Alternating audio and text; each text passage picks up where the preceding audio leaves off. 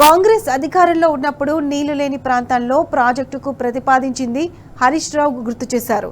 కేసీఆర్ కేంద్ర ప్రభుత్వ సంస్థ వ్యాప్కోస్తో సర్వే చేయిస్తే మేడిగడ్డ దగ్గర 281 టీఎంసీల నీటి లభ్యత ఉందని చెప్పింది. దీంతో కేంద్ర జల సంఘానికి లేఖ రాసి 240 టీఎంసీల నీటిని వాడుకునేలా అనుమతి తీసుకున్నారని హరీష్ రావు తెలిపారు.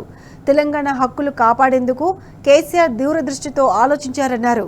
కాంగ్రెస్ హయాంలో నిర్మించిన నాగార్జున సాగర్ ప్రాజెక్టు వ్యయం 10 రెట్లు పెరిగితే శ్రీరామ్ సాగర్ వ్యయం 100 రెట్లు పెరిగిందని హరీష్ రావు గుర్తు చేశారు. కానీ అతి తక్కువ పెరుగుదలతో కాళేశ్వరం నిర్మించామన్నారు హరీష్ రావు.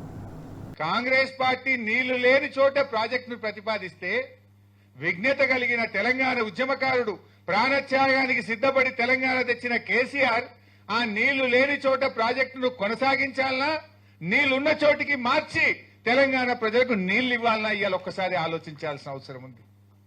ఆయన కేంద్ర ప్రభుత్వానికి చెందిన వ్యాప్కోస్ను పిలిచి మా పరిస్థితి ఇట్లయింది, కేంద్ర ప్రభుత్వ సంస్థ వ్యాప్కోస్ అదేం ప్రైవేట్ ఏజెన్సీ కాదు, ప్రైవేట్ కాంట్రాక్టర్ కాదు, కేంద్ర ప్రభుత్వ సంస్థ వ్యాప్కోస్ కు చెప్పి మా పరిస్థితి ఇట్లయింది, మాకు ప్రత్యామ్నాయం చూపించండి అని అడిగారు.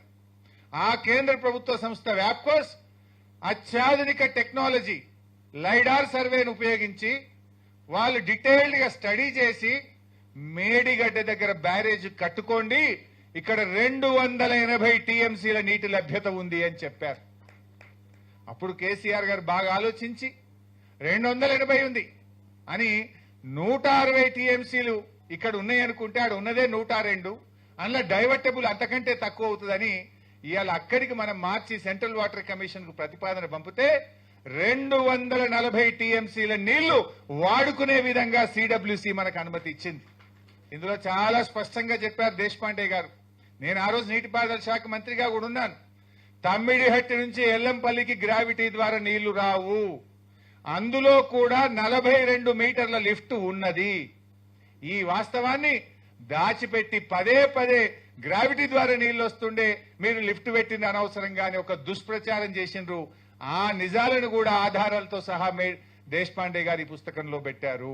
మీరు పెట్టిన రిజర్వాయర్ల సామర్థ్యం 16 టీఎంసీలు అయితే రేపటి భవిష్యత్ అవసరాలను దృష్టిలో పెట్టుకొని 141 టీఎంసీల సామర్థ్యాన్ని కేసీఆర్ గారు మరి పెంచడం జరిగింది. ప్రాణహిత చేవెళ్లలో ఒక రోజుకు 1.8 టీఎంసీ మాత్రమే ఎత్తడానికి అవకాశం ఉండే, కానీ దాన్ని 3 టీఎంసీలకు పెంచాం. రేపు భవిష్యత్తులో రైట్ ఎస్టాబ్లిష్ చేయాలి, ఏదో ఓ రోజు గోదావరి ట్రిబ్యునల్ పడుతుంది, ట్రిబ్యునల్ పట్టే నాటికే మన ప్రాజెక్ట్ అయిపోయి ఉంటే సచ్చినట్టు ఆల్రెడీ ఖర్చు జరిగింది కదా అని నీటి కేటాయింపులు ఉంటాయి.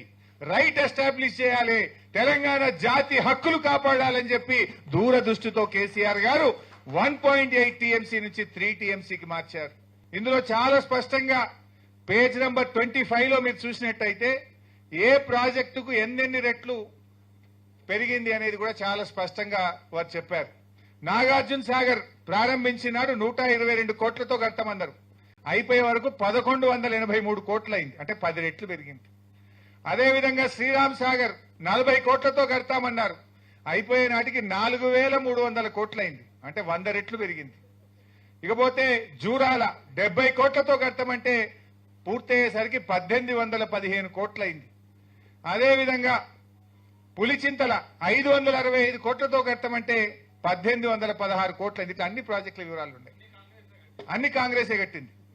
సో ఏ ప్రాజెక్టు కూడా 10 రెట్లు 5 రెట్లు పెరగకుండా ఇప్పుడు పూర్తి కాలే. ఇన్ఫాక్ట్ కాళేశ్వరం ఈ రాష్ట్రంలో కట్టిన అన్ని ప్రాజెక్టుల కంటే అతి తక్కువ పెరుగుదలతో పూర్తయిన project Kaleshwaram project. I'm challenging.